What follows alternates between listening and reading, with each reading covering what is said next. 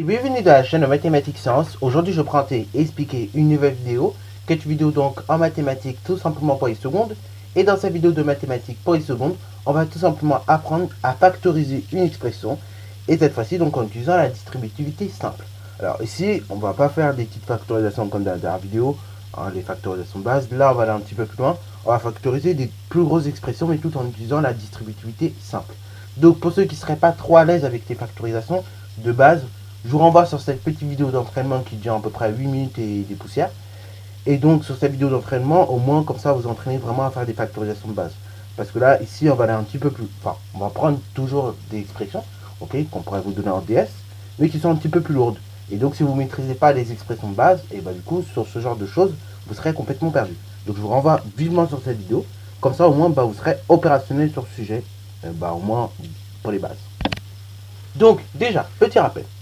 Quand on cherche à factoriser, le but c'est quoi? C'est tout simplement de partir d'une somme algébrique. Donc par exemple sur la forme, donc je vais vous l'écrire KA plus KB, ok, voilà, voilà.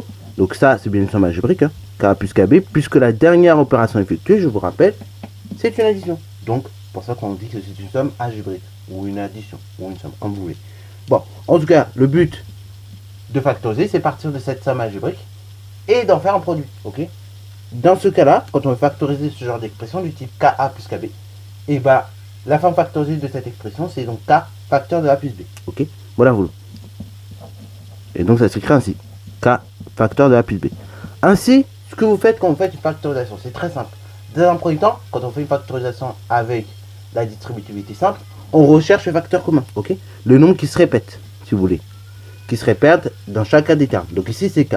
Le K, je le mets en facteur. Après, j'ouvre une parenthèse et je recopie tout ce qui n'a pas été utilisé, c'est-à-dire le A, le plus et le B. Pareil, si on aurait un moins, et ben dans ce cas, j'aurais recopié dans ma parenthèse de 6 mois. Ok, voilà, voilà. Donc, factoriser, je le répète encore une fois, c'est partir d'une somme algébrique et transformer cette somme algébrique en un produit. La formule ici que je vous ai mise est à apprendre par cœur. Ok, une fois que vous apprenez la formule par cœur et que vous l'avez comprise surtout, et bien après, il faut appliquer. Ok, et justement, là, on va appliquer sur de grosses expressions. Alors donc, le facteur commun, ça peut être juste un nombre, ou ça peut être également, justement, comme on va le voir ici, une expression. Donc du coup, on va tout simplement voir l'exercice qu'on nous propose ici. Et donc ici, on nous demande tout simplement de factoriser. Ok, donc rien de spécial, juste, on doit factoriser. Ok, donc vous avez deux expressions, l'expression A et l'expression B. Donc on va peut-être commencer par l'expression A, qui est égale donc à 3x plus 4, facteur de 2x moins 5, plus 2x moins 9, facteur de 3x plus 4, ok. Alors déjà, je repère le facteur commun. Alors, dans ce cas-là, le facteur commun, ça va pas être juste un nombre, mais vous l'aurez compris, ça va être toute une expression, ok. Donc, là, quelle expression qui se répète deux fois? Donc, sur les deux termes, puisqu'on a deux termes, et bien là, on voit que l'expression qui se répète deux fois, c'est 3x plus 4, ok. Donc, 3x plus 4, ainsi, je vais le mettre en facteur commun. Et après, comme j'ai déjà des parenthèses, et ben en fait, je vais tout simplement ici, et c'est là la difficulté, mais bon, c'est pas vraiment la difficulté, et ben comme précédemment, je vais ouvrir cette fois-ci des crochets, ou des parenthèses plus grandes, et je vais recopier tout ce qui n'a pas été utilisé, c'est-à-dire le 2x moins 5, le plus, et le 2x moins 9. Alors pourquoi je mets des crochets? C'est tout simplement pour bien distinguer déjà les parenthèses que nous avions précédemment, et les crochets, ok. Voilà vous. En fait, pour distinguer les deux parenthèses, en quelque sorte, ok, pour que ce soit plus lisible. Alors, ça c'est la première étape. On a donc trouvé le facteur commun, recopié entre crochets tout ce qui nous restait. Deuxième étape, ça va être tout simplement de supprimer les parenthèses les plus internes, ok. Parce que là, ces parenthèses, elles nous embêtent un petit peu et c'est casse-pied, ok. Et là, si vous arrivez là, c'est déjà pas mal, mais vous n'avez pas totalement fini votre factorisation. Donc, du coup, on va essayer de supprimer les parenthèses les plus internes. Donc, on recopie. Le facteur commun reste toujours 3x plus 4. Facteur donc de tout ce qu'il y a entre parenthèses, c'est-à-dire de tout ce qu'il y a entre crochets, c'est-à-dire 2x moins 5 entre parenthèses, plus 2x moins 9 entre parenthèses. Et enfin, bien évidemment, les crochets. Alors, là, petit rappel de troisième, voire de quatrième. Cette règle, normalement, vous la connaissez. Là, pour ma première parenthèse, 2x moins 5, comme j'ai une parenthèse, et que cette parenthèse est précédée de rien du tout, autrement dit, donc, c'est comme si elle était précédée d'un signe plus, et ben je peux retirer directement ma parenthèse sans rien faire. C'est-à-dire, parenthèse 2x moins 5, ça reste 2x moins 5. Ok. Après, pour l'autre parenthèse, donc entre parenthèses 2x moins 9, ma parenthèse est précédée d'un signe plus. Donc pareil, parenthèse, quand elle est précédée d'un signe plus, et ben je peux directement retirer ma parenthèse, et ce sans changer les signes. Donc ça me donne dans ce cas-là pour la seconde parenthèse, enfin pour le contenu de la seconde parenthèse, plus 2x moins 9, ok. Voilà, voilà. Donc là j'ai retiré le contenu des deux parenthèses, hein, j'ai retiré mes parenthèses les plus internes, sans changer les signes, comme j'avais que des signes positifs, ok, devant les parenthèses.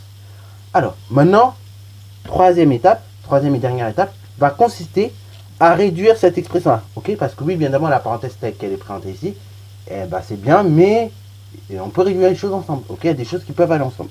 Donc, on recopie, ça nous donne 3x plus 4, facteur donc de toute cette parenthèse-là, c'est-à-dire 2x moins 5, plus 2x moins 9. Donc, vous voyez, c'est un peu lourd, et il y a des choses qui peuvent aller ensemble.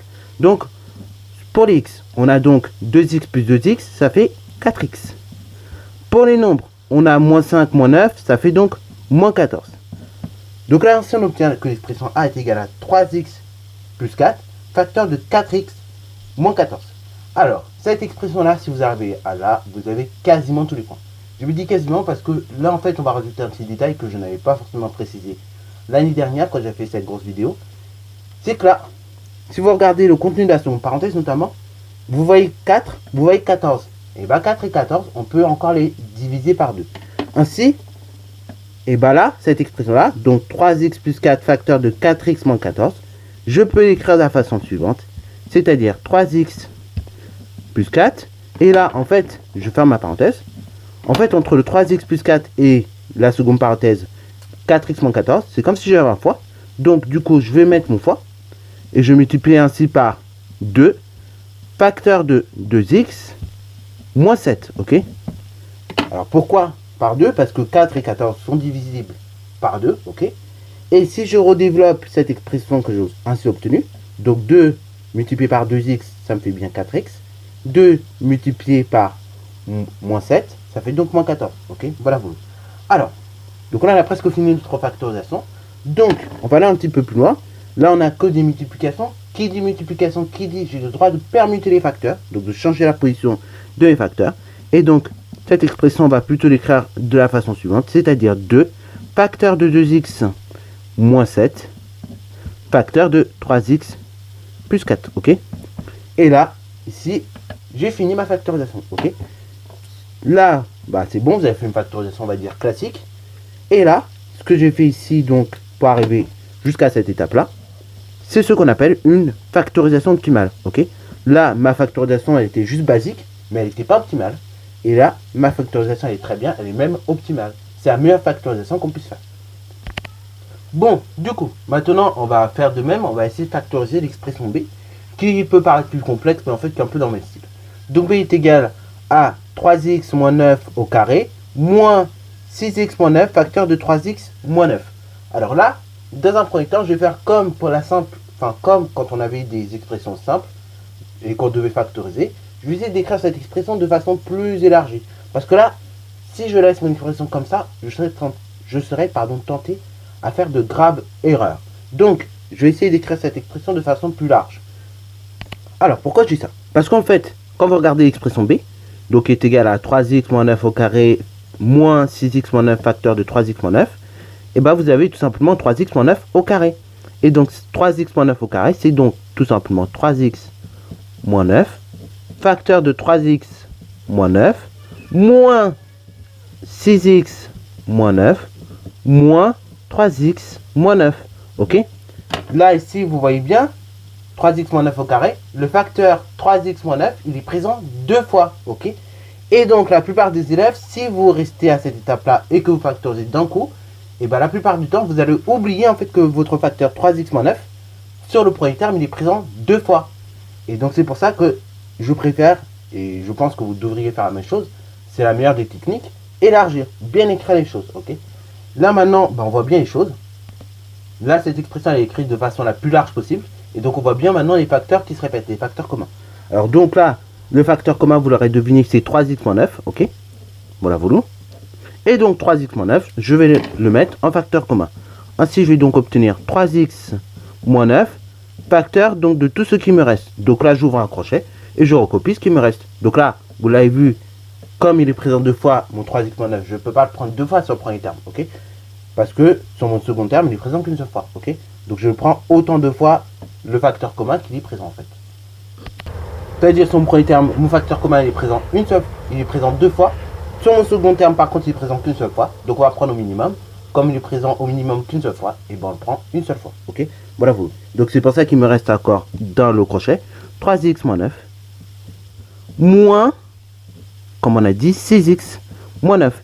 Et je ferme la parenthèse et le crochet. Ok. Voilà vous. Alors, ensuite, étape suivante, ça va consister à réduire. Ok. Réduire et supprimer la parenthèse. Donc on va d'abord supprimer la parenthèse. Ça nous donne 3x moins 9, facteur donc de tout simplement la chose suivante, c'est-à-dire 3x moins 9 moins 6x moins 9. Alors, attention.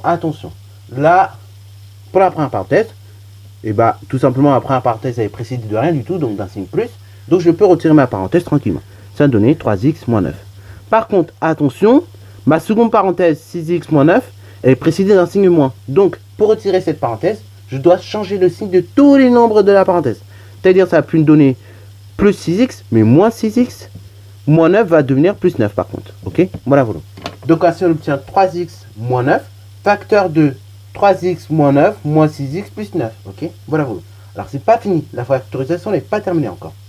Étape suivante, on va réduire le contenu de cette parenthèse. Parce que oui, vous avez vu, il y a des choses qui peuvent aller ensemble. Donc, du coup, on garde toujours 3x moins 9. Par contre, je vois dans la seconde parenthèse, j'ai moins 9 plus 9, ça s'annule, ça fait 0. Et après, j'additionne 3x avec moins 6x, ça va me donner moins 3x. Ok. Voilà. Alors, si vous l'écrivez ça comme ça en contrôle, ça peut aller. Mais, nous, on va préférer l'écrire dans l'autre sens, de moins 3x, comme il y a entre guillemets qu'un seul élément, il n'y a pas toute une expression, donc du coup le moins 3x il va aller devant. Ok. Ainsi ça va donner b qui est égal à moins 3x facteur de 3x moins 9. Alors cette factorisation elle est bien, mais elle n'est pas optimale. Et oui, vous avez compris, là vous avez dans la parenthèse encore des nombres qui sont divisibles entre eux. Ok. C'est-à-dire vous avez 3, vous avez 9, on peut les diviser encore par 3. Et donc cette expression là, moins 3x facteur de 3x moins 9, et ben je peux l'écrire encore un peu mieux. Je vais l'écrire tout simplement moins 9x. Ok. Facteur tout simplement de x moins 3. Ok. Et là, si je redéveloppe,